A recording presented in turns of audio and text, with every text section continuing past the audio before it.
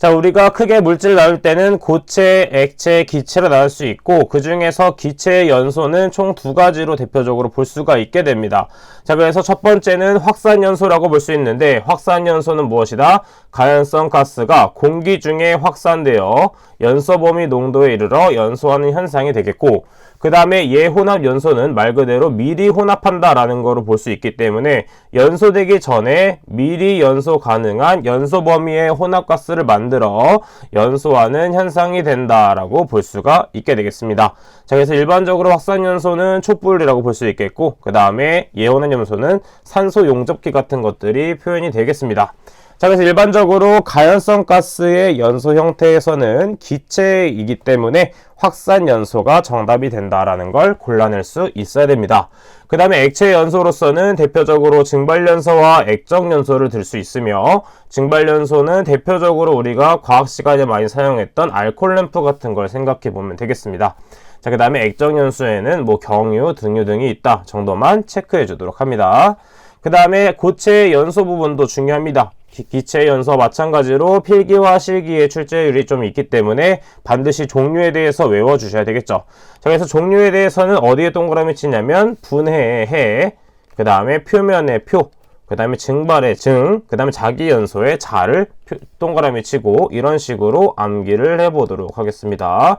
자, 우리가 너무 열받을 때는 짜증을 표현해줘야 되겠죠. 자, 그래서 짜증을 표현해. 자, 그렇기 때문에 고체연소의 종류로는 자기연소, 그 다음에 증발연소, 표면연소, 분해연소가 있습니다.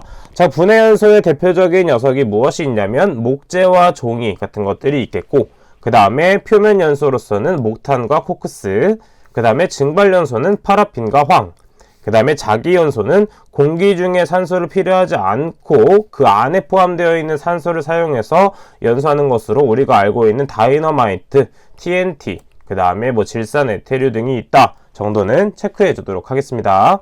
자, 그럼 기출문제를 한번 보도록 하면 다음 중 고체연소의 종류에 해당하지 않는 것은 무엇인가? 자, 고체연소는 무엇이다? 짜증을 표현해 했습니다. 자, 그래서 자기연소, 그 다음에 증발연소, 표면연소, 분해연소가 있었고 혼합연소는 이에 해당되지 않는다라고 체크해주면 되겠죠. 그래서 정답은 4번이 된다라고 볼 수가 있겠습니다. 위험물이란 무엇이냐면 말 그대로 위험한 물질이다 생각해보면 되는데 인화성 및 발화성 등의 성질을 가지며 화재 또는 폭발을 일으킬 위험성이 있는 물질이다 라고 생각을 해주면 되겠습니다. 자, 이때 중요한 부분은 어디냐면 세 번째에 있는 위험물의 종류는 반드시 암기해 줘야 됩니다. 왜냐하면 실기시험에도 많이 출제가 되고 필기에서도 많이 출제되는 부분이기 때문이죠. 자, 그러면 이것들은 어떻게 외울 수 있는지 한번 체크를 해보도록 하겠습니다. 자, 첫 번째는 폭발성 물질 및 유기과산화물 물질에 대한 종류를 한번 암기해 보도록 하겠습니다. 자, 폭발한 유기과산화물 하니까 어떻게 생각을 해주면 되냐면 폭발을 한 유과를 생각해 주면 됩니다. 자, 유과가 폭발하면 어떠냐면 폭발한 유과를 보고 아찔해 합니다. 자, 그래서 이런 식으로 한번 암기해 보도록 할게요. 무엇이 폭발했냐면 폭발한 유과 보고 아찔해 했습니다. 자, 이런 식으로 한번 암기해 보도록 할게요. 먼저 첫 번째, 폭발한 유과는 폭발성 물질 및 유기과산화물로 생각해주면 되고 그 다음에 이때 유과는 무엇이냐면 유기과산화물. 자, 그 다음에 보고는 건너뛰고 아찔의 한이의 아는 무엇이냐면 아조와 디아조. 그 다음에 찔해는 무엇이냐면 질산 에스테르. 그 다음에 한은 무엇이냐면 하이드라진. 그 다음에 니는 무엇이냐면 니트로 혹은 니트로소입니다. 자, 이런 식으로 암기하면 쉽게 정리할 수 있는 것을 알 수가 있고 그리고 폭발성 물질 및 유기과산화물은 오류 위험물에 해당된다 정도도 같이 묶어서 암기해 주도록 합니다. 자, 그 다음 두 번째에 있는 물 반응성 물질에 대한 암기법을 한번 알아보도록 할게요.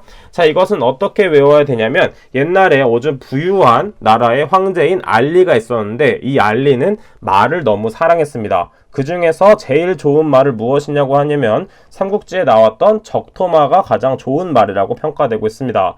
따라서 물이 콸콸 흐르는 나라의 황제인 알리의 적토마 이렇게 암기해 보도록 하겠습니다. 자, 무엇이었냐면 물이 콸콸 흐르는 나라의 황제가 누구였냐면 알리였습니다. 알리는 무엇을 아꼈냐면 말을 아꼈는데 그 중에서 가장 좋은 적토말을 아꼈다. 이렇게 봐주시면 됩니다. 자, 그럼 첫 번째 물이 콸콸해서 이때 물이 무엇이냐면 물 반응성 물질이고, 그 다음에 콸콸은 무엇이냐면 칼륨, 그 다음에 나라의 나는 나트륨, 그 다음에 황은 황에 관련된 것, 황린, 황화인, 그 다음에 알리의 R은 무엇이냐면 알킬 알루미늄, 그 다음에 리는 무엇이냐면 리튬, 그 다음에 적은 무엇이냐면 정린, 그 다음에 마는 무엇이냐면 마그네슘입니다. 자, 이렇게 암기법을 활용해서 암기해도 좋지만 자신만의 방법이 있다면 자신만의 방법을 활용하는 것도 좋은 방법입니다. 자, 그 다음에 물반응성 물질 및 인화성 고체는 대체적으로 삼류 위험물에 해당된다라는 것도 같이 체크해 주도록 합니다. 자, 그 다음에 마지막 암기법 한번 해보도록 할게요. 세 번째 있는 산화성 액체 및 산화성 고체에 대한 암기법 한번 해보도록 하겠습니다. 자, 어떤 산에 염소가 살고 있었는데 어떤 염소가 살고 있었냐면 이제 임신을 해서 곧 애를 낳을 것 같은 염소가 살고 있었습니다. 즉 산고를 느끼고 있는 염소가 중산 옆에 있는 과수원에서 단계 땡기기 때문에 과즙 듬뿍 품은 망고를 질리도록 먹어버렸습니다. 자, 그래서 이런 식으로 한번 외워보도록 할게요. 산고를 느끼는 염소가 어디를 갔냐면 옆에 과수원이 있었어요.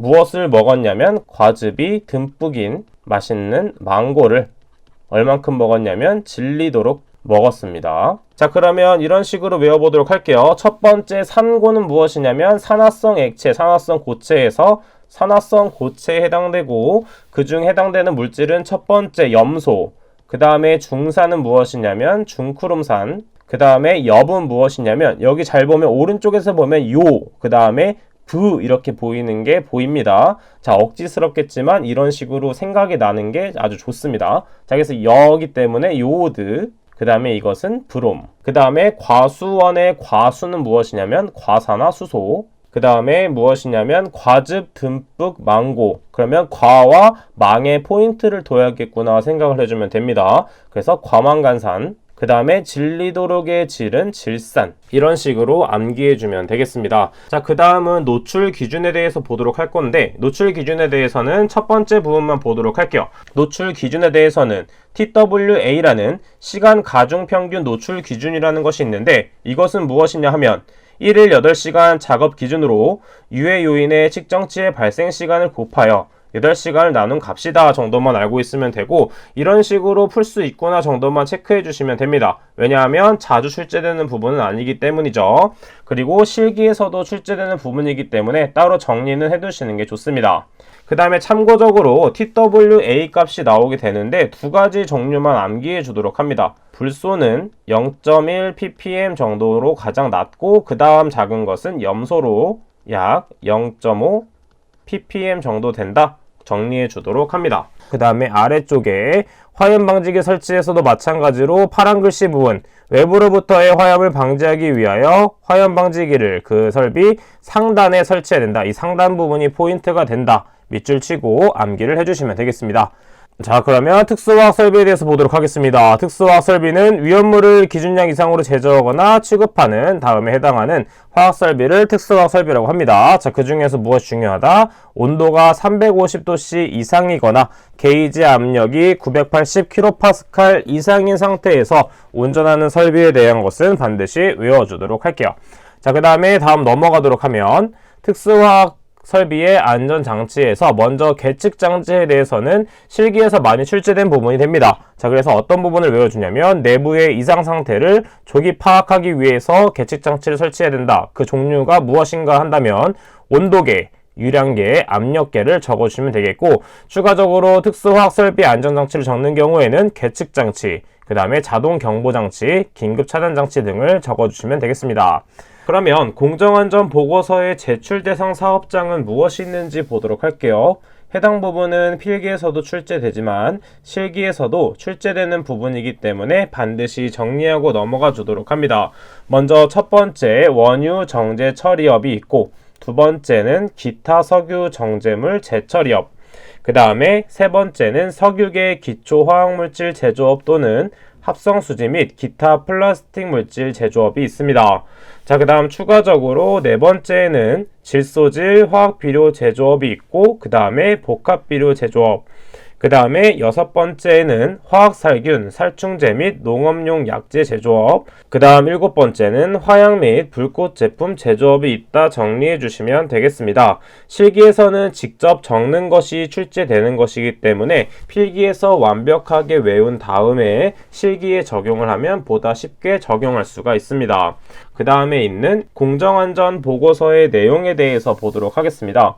해당 부분은 실기에서 많이 출제되는 부분이기 때문에 내용의 종류가 무엇이 있는지는 반드시 암기하고 넘어가 줘야 됩니다. 자, 그러면 이런 식으로 암기해 보도록 할게요.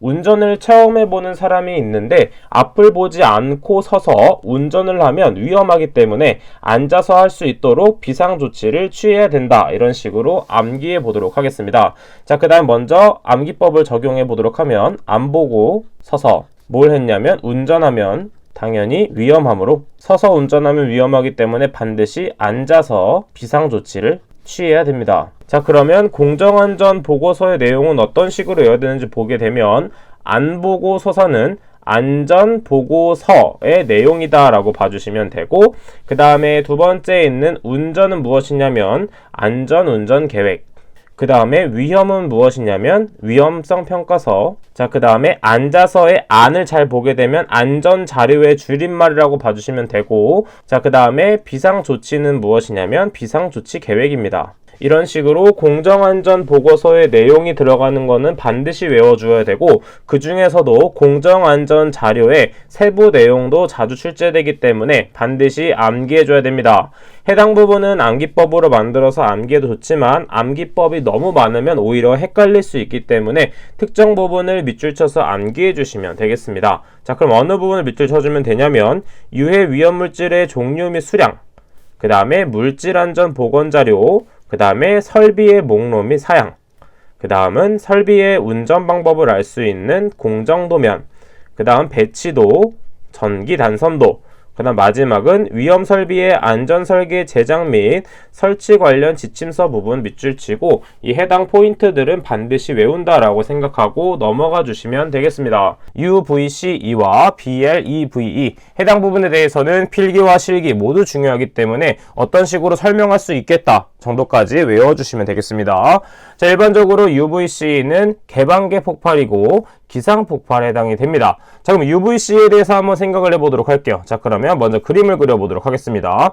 자, 어떠한 연료가 담겨있는 연료 탱크가 있다고 보도록 할게요. 자, 그럼 이 연료 탱크에 어떠한 구멍이 발생되어서 인화성 액체 등이 마구 누출되고 있다고 보도록 할게요. 자, 근데 인화성 액체가 나오게 되면 이때 액체가 쌓이게 돼서 증기운이 형성이 됩니다. 이때 이 증기가 공기가 혼합됨으로 해서 이 증기운이 형성된다라고 볼 수 있겠고, 자, 이때 탱크 표면의 균열 발생으로 이때 화재가 발생하게 됩니다. 자, 그래서 화재가 발생하게 되면서 폭발하게 되면서 전체적인 폭발이 발생한다라고 볼 수가 있게 되는 것이죠. 자, 그래서 UVC에는 자유 공간에서의 증기운 폭발이고 발화원이 필요한 폭발이다 라고 정리를 해줄 수가 있게 되는 것입니다.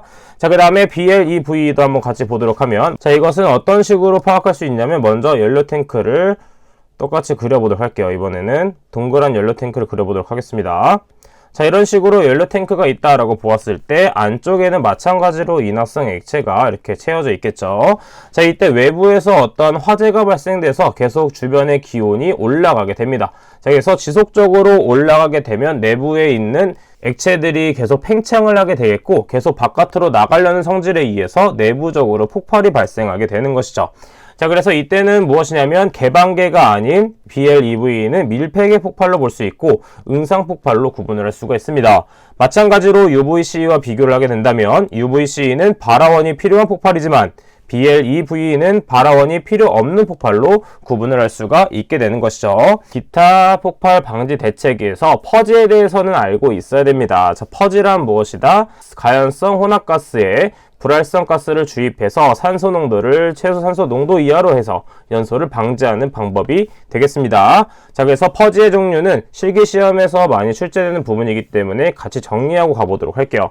먼저 스위프 퍼지, 압력 퍼지, 진공 퍼지가 있으며 추가적으로 사이펀 퍼지도 있다. 이 네 가지는 반드시 외워주도록 하겠습니다.